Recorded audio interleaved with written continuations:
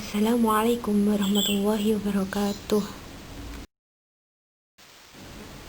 Pada kesempatan kali ini, saya akan menjelaskan mengenai strategi dakwah Nabi Muhammad SAW. Mari disimak baik-baik ya. Terdapat 5 subpokok bahasan yang akan kita bahas. Yang pertama yaitu dakwah Nabi Muhammad secara sembunyi-sembunyi. Yang kedua, dakwah Nabi Muhammad secara terang-terangan. Yang ketiga, dakwah Nabi ketika hijrah ke Habsyi. Yang keempat, dakwah Nabi ketika ke Taif. Yang terakhir yaitu dakwah Nabi pada perjanjian Aqabah. Yang pertama yaitu strategi dakwah Nabi Muhammad secara sembunyi-sembunyi. Artinya, Nabi dalam berdakwah memperhatikan situasi dan kondisi yang ada. Nabi Muhammad melaksanakan dakwah Siriyah selama 3 tahun. Pertama-tama, Nabi menawarkan Islam kepada orang-orang terdekat, saudara, keluarga, serta sahabat-sahabat karib beliau. Dalam sejarah Islam dikenal sebagai As-Sabiqunal Awwalun, yang artinya adalah orang-orang yang paling dahulu atau yang paling pertama masuk Islam. Di antaranya yaitu yang pertama Khadijah binti Khuwailid, yang kedua Zaid bin Haris, yang ketiga Ali bin Abi Thalib, yang keempat Abu Bakar As-Siddiq. Mereka itulah yang dinamakan As-Sabiqunal Awwalun. Mereka semua masuk Islam secara sembunyi-sembunyi. Mereka menyembunyikan keimanannya untuk menghindari ancaman dan siksaan dari kafir Quraisy. Selain diuji oleh faktor eksternal, keimanan mereka juga diuji oleh faktor internal, yaitu ajaran-ajaran yang diterima Nabi bertentangan dengan kondisi yang ada dan di luar kemampuan otak manusia.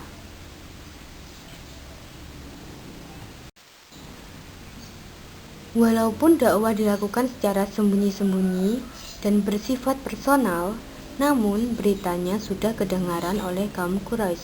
Hanya saja mereka belum mempermasalahkannya karena Nabi Muhammad belum menentang agama dan Tuhan mereka, sehingga Nabi Muhammad dapat membangun jamaah mukminin berdasarkan ukhuwah, persaudaraan, dan ta'awun atau solidaritas. Kemudian turunlah wahyu yang memerintahkan Nabi Muhammad untuk menyampaikan dakwah secara terang-terangan dan menentang kebatilan kaum Quraisy dan menyerang berhala mereka. Yang kedua adalah strategi dakwah Nabi Muhammad secara terang-terangan. Ketika perintah dakwah terang-terangan turun, Nabi Muhammad mengundang Bani Hashim dan beberapa orang Bani Al-Muthalib bin Al-Manaf. Nabi menyeru kepada kaumnya menyembah dan berserah diri kepada Allah, namun semua kerabatnya menentang Rasulullah. Hanya satu yang tidak, yaitu Abu Thalib lah yang tidak menentang. Setelah Nabi merasa yakin terhadap dukungan dari Abu Thalib untuk melindunginya, kemudian Nabi menyampaikan wahyu Allah yang berbunyi, "Wahai semua orang," maka semua orang berkumpul memenuhi seruan beliau. Lalu beliau mengajak mereka kepada tauhid dan iman kepada risalah beliau serta iman kepada hari akhirat. Abu Lahab angkat bicara, "Celakalah engkau untuk selamanya. Untuk inilah engkau mengumpulkan kami." Lalu turunlah surat Al-Lahab. Sejak itulah dakwah Nabi terdengar ke seluruh Mekah. Kemudian turunlah ayat Quran surat Al-Hijr ayat 94 yang memerintahkan kepada Nabi Muhammad untuk berdakwah secara terang-terangan. Yang ketiga adalah hijrah ke Habsyi. Nabi Muhammad SAW memerintahkan kaum muslimin agar hijrah ke Habasyah karena Raja Habasyah Asimah An-Najasyi adalah seorang raja yang sangat adil.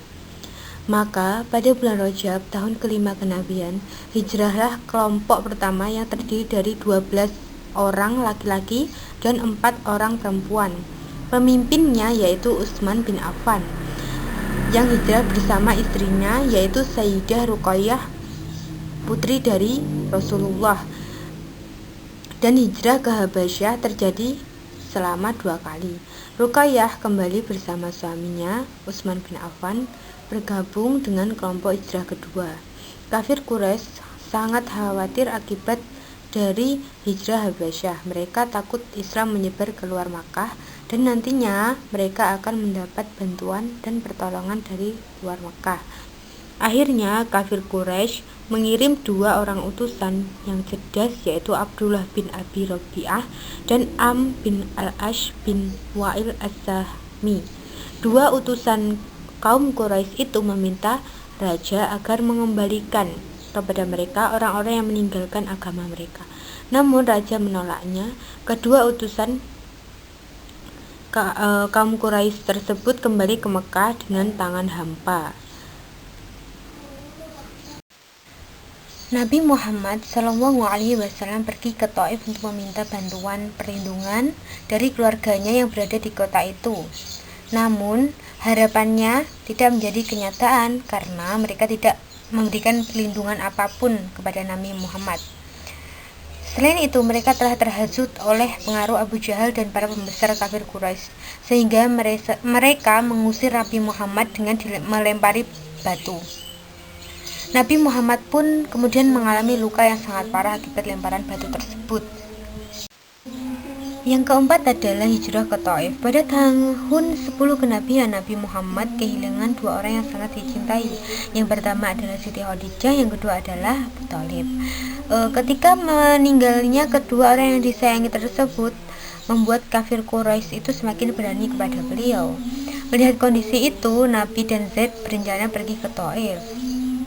Alasan Nabi pergi ke Thaif adalah, yang pertama, Thaif adalah kota kedua setelah Mekah. Kedua, di Thaif terdapat Bani Saqif yang sangat kuat. Yang ketiga, jarak Thaif tidak jauh dari Makkah, sehingga orang Islam dapat membantu dalam menyebarkan Islam di Thaif dan Mekah. Yang terakhir adalah perjanjian Aqabah. Pada tahun 12 kenabian, bertepatan dengan tahun 621 Masehi, Nabi Muhammad SAW menemui rombongan haji dari Yastrib. Rombongan haji tersebut berjumlah 12 orang. Nabi Muhammad mendapat sambutan yang baik sehingga mereka menyatakan keislamannya di hadapan Nabi. Mereka melakukan baiat kepada Nabi di salah satu bukit di Makkah, yaitu Bukit Aqabah. Beberapa isi dari baiat tersebut, yang pertama, satu, mereka menyatakan setia kepada Nabi.